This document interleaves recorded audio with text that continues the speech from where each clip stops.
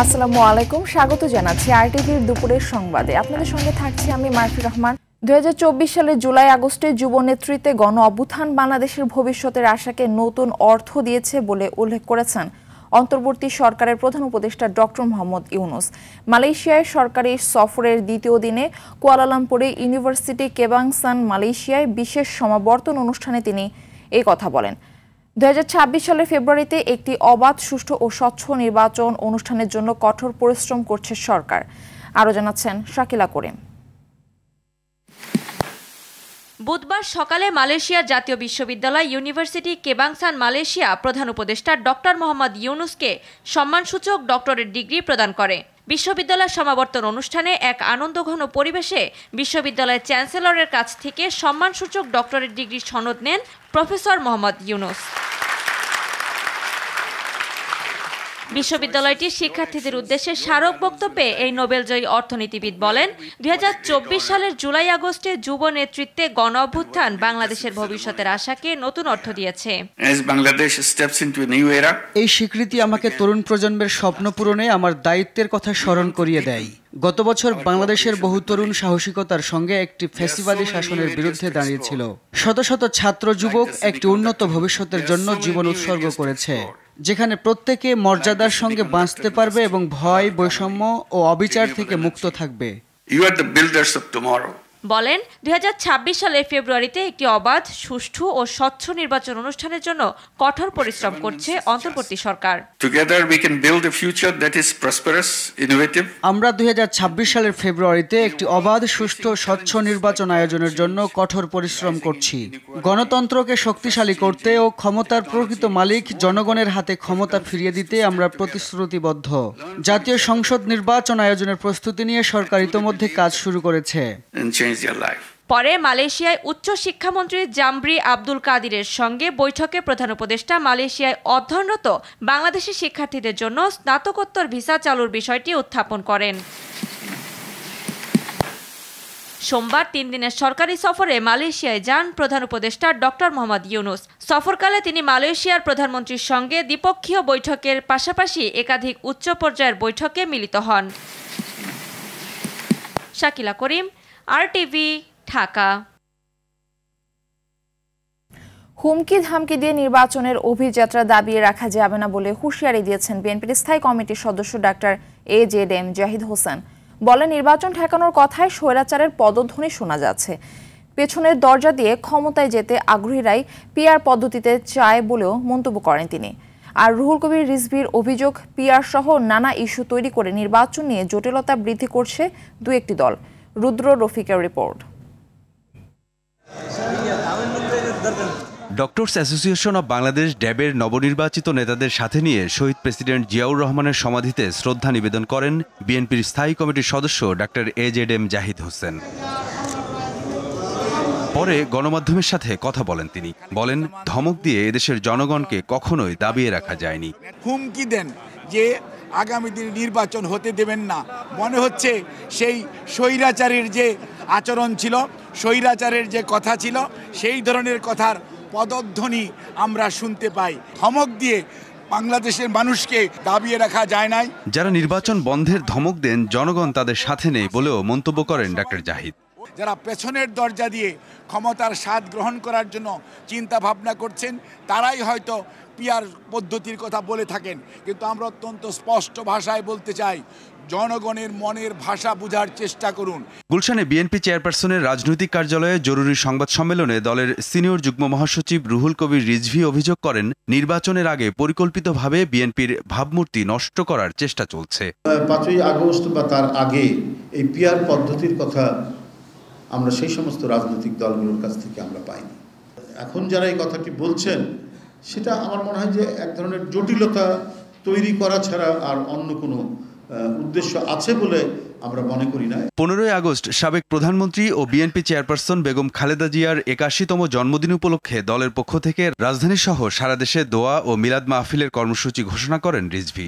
তবে নেতাকর্মীদের কেক না কাটার আহ্বান জানান তিনি। কোনো কেক কাটা বা অন্য কোনো এর সাথে কোনো কর্মসূচি থাকবে না। রুদ্র রফিক, আরটিভি, ঢাকা।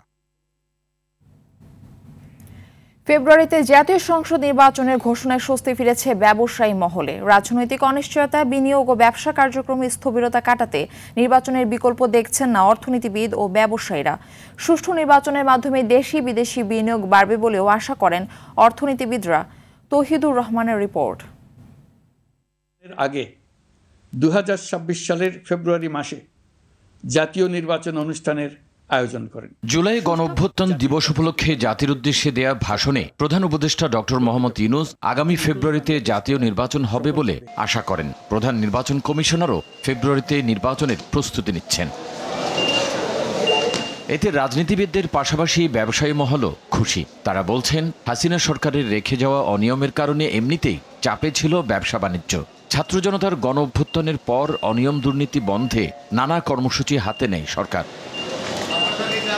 তবে রাজনৈতিক অস্থিরতা ও সহিংস আন্দোলনের ফলে ক্ষতিগ্রস্ত হয় ব্যবসা বাণিজ্যের পরিবেশ। কর্মসংস্থানেও নেতিবাচক প্রভাব পড়ে, যার ফলে স্থবিরতা নেমে আসে ব্যবসা বাণিজ্যে।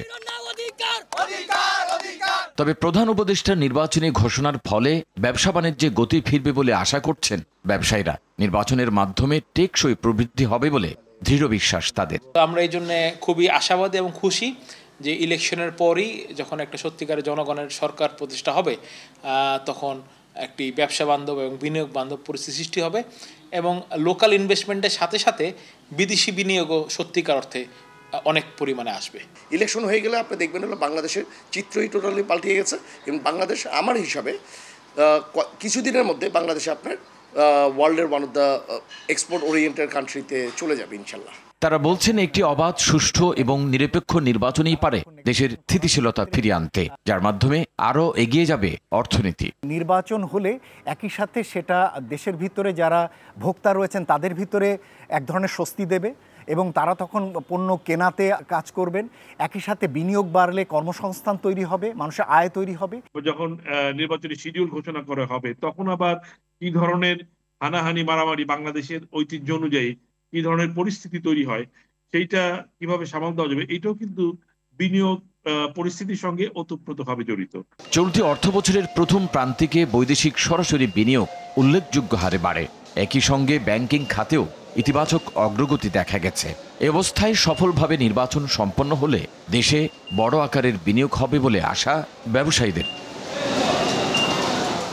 তৌহিদুর রহমান, RTV, ঢাকা। জুলাই গণ অভ্যুত্থানে 5ই আগস্ট রাজধানীর চারখানপুলে শিক্ষার্থী আনাস সহ 6 জনকে হত্যার অভিযোগে ডিএমপির সাবেক কমিশনার হাবিবুর রহমান সহ বরখাস্ত 8 পুলিশ সদস্যের বিরুদ্ধে তৃতীয় দিনের সাক্ষ্য গ্রহণ চলছে। বিচারপতি মোহাম্মদ গোলাম মর্তুজা মজুমদারের নেতৃত্বাধীন 3 সদস্যের আন্তর্জাতিক অপরাধ ট্রাইব্যুনাল একে হচ্ছে বিচারিক এ কার্যক্রম। এর আগে সকালে গ্রেপ্তার 4 আসামিকে ট্রাইব্যুনালে আনা হয়। এদিকে আন্তর্জাতিক অপরাধ ট্রাইব্যুনাল 2-এ জুলাই আন্দোলনে আশুলিয়ায় 6 আন্দোলনকারীকে পোড়ানো সহ 7 জনকে হত্যার মামলায় আনুষ্ঠানিক অভিযোগ গঠনের বিষয়ে আসামি পক্ষের শুনানি চলছে। গত সপ্তাহে এর উপর প্রসিকিউশনের শুনানি হয়। সকালে এই মামলার 16 আসামির মধ্যে গ্রেপ্তার 8 জনকে ট্রাইব্যুনালে হাজির করা হয়।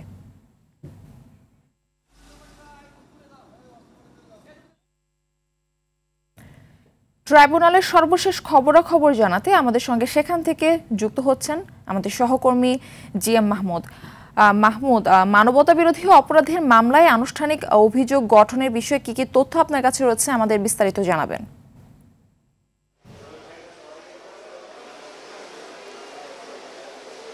মারফি, দুটো ট্রাইব্যুনালই অর্থাৎ আন্তর্জাতিক অপরাধ ট্রাইব্যুনাল 1 এবং অপরাধ ট্রাইব্যুনাল 2, এই দুটো ট্রাইব্যুনালেই কিন্তু বিচারিক কার্যক্রম চলমান রয়েছে। ট্রাইব্যুনাল 1-এ চলছে চানখারপুলে যে 6 জনকে হত্যা করা হয় সেই হত্যা মামলায়, যে মানবতা বিরোধী অপরাধের মামলা, এই মামলার তৃতীয় দিনের সাক্ষ্য গ্রহণ চলছে। আজকে দিনের 2 জন সাক্ষ্য ইতিমধ্যে সাক্ষী দিয়েছেন। এর মধ্যে সেই 6 জনের একজন নিহত শহীদ ইয়াকুব, তার মা কিন্তু আজকে সাক্ষী দিয়েছেন এবং তার সাক্ষ্যতে আসলে বেশ কিছু হৃদয়বিদারক ঘটনা উঠে এসেছে এবং তিনি সেই দিনের বা সেই সময়ের যে দৃশ্যপট সেগুলো তিনি আদালতের কাছে বর্ণনা করেছেন। একই সাথে সেই তার ছেলে ইয়াকুব, উনি যে নিহত হন, সেই নিহতের একটি ভিডিও প্রদর্শিত হয় এবং সে সময় আসলে একটি হৃদয় বিদারক যে ঘটনা ঘটে, তিনি আসলে আবেগে আপ্লুত হয়ে পড়েন এবং পুরো ইজলাস কক্ষের আসলে পরিস্থিতি ভারী হয়ে ওঠে। আমরা কিন্তু এমনটি দেখেছি এবং তিনি যে অভিযুক্ত আসামিরা রয়েছেন তাদের দৃষ্টান্তমূলক শাস্তি চেয়েছেন। একই সাথে সেই ইয়াকুবের সাথে যে আন্দোলনে অংশগ্রহণকারী ছিল আহমদ, একজন শহীদ আহমদ, উনিও সাক্ষী দিয়েছেন এবং সে সময়ের যে ঘটনা ঘটেছিল সেটি তিনি বর্ণনা করেছেন। এটি নিয়েও আসলে ইজলাস কক্ষে এক ধরনের হৃদয় বিদারক ঘটনা ঘটে। অর্থাৎ এখনো পর্যন্ত এই মামলায় আজকে সহ মোট 5 জনের সাক্ষ্য গ্রহণ করা হলো, আরও একজনের সাক্ষ্য নেওয়ার কথা রয়েছে। তিনিও এক শহীদের ভাই কিন্তু জানিয়েছে। একই সাথে আপনাকে জানিয়ে রাখি যে আন্তর্জাতিক অপরাধ ট্রাইব্যুনাল 2-এ কিন্তু আরেকটি মামলার বিচার চলছে। এটি হচ্ছে আশুলিয়ায় যে 6টি লাশ পোড়ানো হয়েছে এই মামলার গঠনে শুনানি আজ চলছে এবং আসামি পক্ষের আইনজীবীদের শুনানির পর হয়তো বিচারিক কার্যক্রমে সিদ্ধান্ত হবে যে পরবর্তী কি নির্দেশনা কি আসে। তো আপাতত এই ছিল আমার কাছে আন্তর্জাতিক অপরাধ ট্রাইব্যুনাল থেকে সর্বশেষ তথ্য।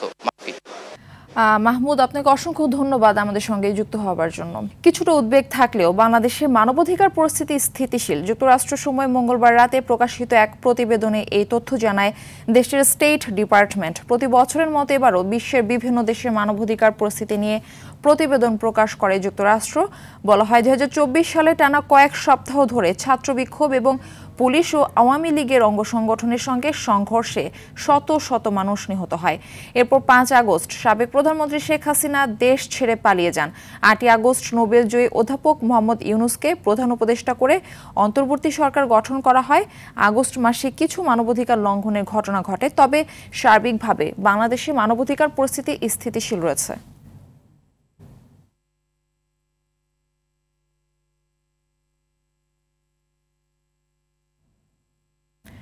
উজানের ঢলে উত্তরাঞ্চলে বাড়ছে তিস্তা নদীর পানি। সকালে লালমনিরহাটে তিস্তা নদীর পানি ডালিয়া পয়েন্টে বিপদসীমার 7 সেন্টিমিটার উপর দিয়ে প্রবাহিত হয়। আর পানি প্রবাহ স্বাভাবিক রাখতে ব্যারাজের 44টি জলকপাট খুলে দিয়েছে কর্তৃপক্ষ। বন্যা পূর্বাভাস ও সতর্কীকরণ কেন্দ্র জানিয়েছে নদীটির উজানে থাকা ভারতের পশ্চিমবঙ্গ ও সিকিমে আগামী 2 দিন ভারী বৃষ্টির আশঙ্কা রয়েছে। এতে নদীর পানি বেড়ে লালমনিরহাট, নীলফামারী, রংপুর ও কুড়িগ্রামের নিম্নাঞ্চল প্লাবিত হতে পারে।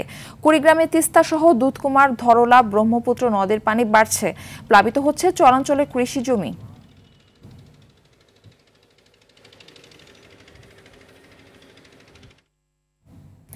এদিকে রাজধানী সহ দেশের বিভিন্ন স্থানে ভোর থেকে শুরু হয়েছে গুড়ি গুড়ি বৃষ্টি। এতে গত কয়েকদিনের ভ্যাপসা গরমে অতিষ্ঠ হয়ে ওঠা জনজীবনে কিছুটা হলেও স্বস্তি মিলেছে। তবে দিনের শুরুতে বৃষ্টির কারণে ভোগান্তিতে পড়ে অফিসগামী মানুষ। আকাশে জমা কালো মেঘ দিনভর আরও বৃষ্টির আভাস দিচ্ছে। আগামী 24 ঘন্টার মধ্যে দেশের 4 বিভাগে ভারী বৃষ্টির আভাস দিয়েছে আবহাওয়া অধিদপ্তর। সকালে আগারগাঁওয়ে আবহাওয়াবিদ ডক্টর মোহাম্মদ বজলুর রশিদ জানান, মৌসুমী সক্রিয় প্রভাবে এই বৃষ্টিপাত হচ্ছে। এছাড়া বঙ্গোপসাগরে একটি লঘুচাপ সৃষ্টি হয়েছে। এতে সাগর কিছুটা উত্তাল থাকায় বিকেলে উপকূলে 3 নম্বর স্থানের সতর্ক সংকেত দেখানো হতে পারে। এটা হচ্ছে মধ্য পশ্চিম বঙ্গোপসাগর, তৎসংলগ্ন উত্তর পশ্চিম বঙ্গোপসাগরে এটা হয়তো আরও শক্তিশালী হয়ে এটা উড়িষ্যা অন্ধ্রের দিকেই চলে যাবে। এর প্রভাব তেমন পড়বে না, তবে সাগর কিছুটা উত্তাল থাকবে। সেক্ষেত্রে হয়তো সাগরে মাছ ধরা নৌকা ট্রলারকে হয়তো আজকে বিকাল বা রাতের ভিতরে এটাকে 3 নম্বর স্থানীয় সংকেত দেখিয়ে যেটা বলা যেতে পারে। কক্সবাজারের নাফ নদীর মোহনা থেকে একটি মাছ ধরার নৌকা সহ 5 জেলেকে ধরে নিয়ে গেছে মিয়ানমারের বিদ্রোহী গোষ্ঠী আরাকান আর্মির সদস্যরা। মঙ্গলবার টেকনাফ উপজেলার বঙ্গোপসাগরের নাইখাংদিয়া এলাকায় এই ঘটনা ঘটে। আটক 5 জন হলেন ইলিয়াস, আকুল আলী, নূর হোসেন, সাবের হোসেন ও সাইফুল ইসলাম। তাদের সবার বাড়ি শাহপুরীর দ্বীপের জালিয়াপাড়ায়। ইউপি সদস্য আব্দুস সালাম জানান, বঙ্গোপসাগরে ইঞ্জিন চালিত একটি নৌকা নিয়ে বাংলাদেশি 5 জেলে মাছ ধরছিলেন। এক পর্যায়ে আরাকান আর্মির সদস্যরা একটি স্পিড বোটে এসে অস্ত্রের মুখে ওই জেলেদের জিম্মি করে নিয়ে যায়। এদিকে জেলেদের ব্যাপারে খোঁজ খবর নেওয়ার কথা জানান টেকনাফের ইউএনও শেখ এহসান উদ্দিন।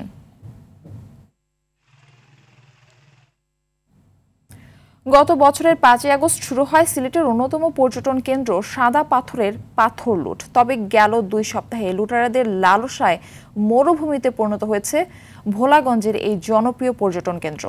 স্থানীয়দের অভিযোগ, লুটপাটের সঙ্গে জড়িত একাধিক গোষ্ঠী। সংশ্লিষ্টরা বলছেন, এই অবস্থা চলতে থাকলে বিলীন হয়ে যেতে পারে পর্যটন স্পটটি। সিলেট সংবাদদাতার পাঠানো তথ্যচিত্রে আরও জানাচ্ছেন আব্দুল হামিদ। গত বছরও পাহাড়ে ঘেরা ভোলাগঞ্জের জনপ্রিয় পর্যটন কেন্দ্র সাদা পাথরের অপরূপ সৌন্দর্য আকৃষ্ট করত হাজারো ভ্রমণপ্রেমীকে। অথচ পাথরের হরিলুটে এবছর যেন মরুদ্যানে পরিণত হয়েছে স্থানটি। হারিয়ে গেছে এর চেনা রূপ। এখন আর দেখা যায় না স্বচ্ছ জলরাশি ও সাদা পাথরের মিশেল।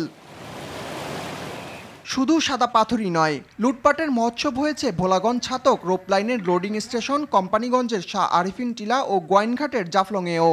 এতে পাথর খেকোদের পকেটে ঢুকেছে প্রায় 100 কোটি টাকা। আমরা দেখছি যে দিনে দুপুরে লোকজন পাথর উঠায় নিয়ে যাচ্ছে। এটা তো আসলে একটু সৌন্দর্যটা দিন দিন নষ্ট হয়ে যাবে। সাদা পাথর 5 আগস্টের পর থেকেই লুটপাট হচ্ছে। তবে আপনার যখন পানিটা একটু বেশি বেড়ে যায় তখন নৌকাগুলো উপরে আসতে পারে, তখন সাদা পাথর থেকে মেন স্পট থেকে লুটপাট করে নিয়ে যায় পাথরগুলো। দিনটা 24 ঘন্টাও লুটপাট করা হয়।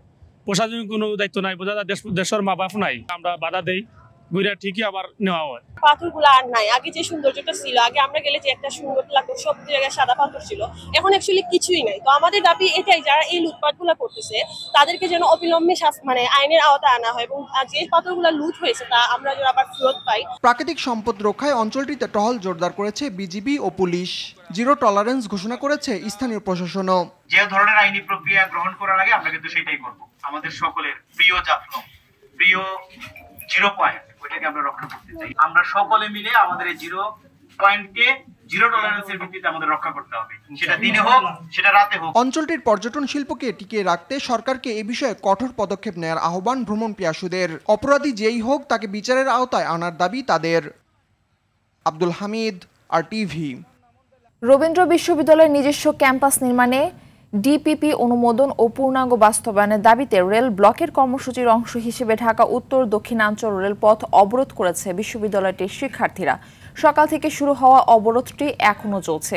এই অবরোধের ফলে যমুনা সেতু হয়ে ঢাকার সঙ্গে উত্তর দক্ষিণ পশ্চিমাঞ্চলের রেল যোগাযোগ বন্ধ রয়েছে।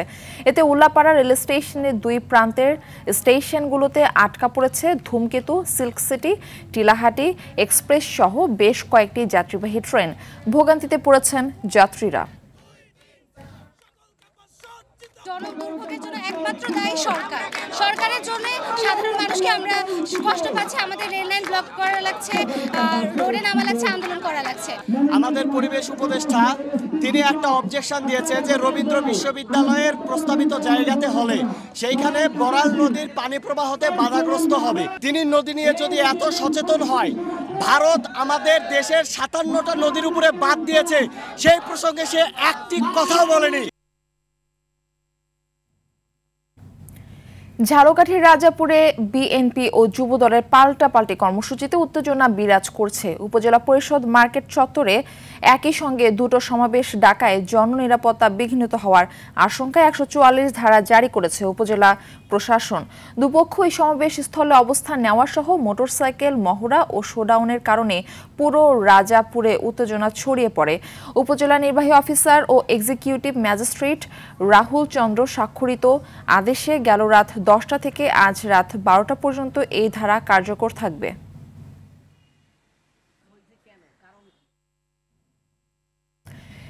নিখোঁজের 2 দিন পর নেত্রকোনায় নদী থেকে হাত বাঁধা অবস্থায় এক বিকাশ কর্মীর অর্ধগলিত মরদেহ উদ্ধার করা হয়েছে। মঙ্গলবার সন্ধ্যার দিকে আটপাড়া উপজেলার ঘাগড়া গ্রামের পাশে মগরা নদী থেকে তার লাশ উদ্ধার করা হয়। রিজন মিয়া জেলা শহরের পশ্চিম নাগরা এলাকার বাসিন্দা। এর আগে গত রোববার অফিস থেকে 12.5 লাখ টাকা নিয়ে বের হওয়ার কয়েক ঘন্টা পর নিখোঁজ হন তিনি।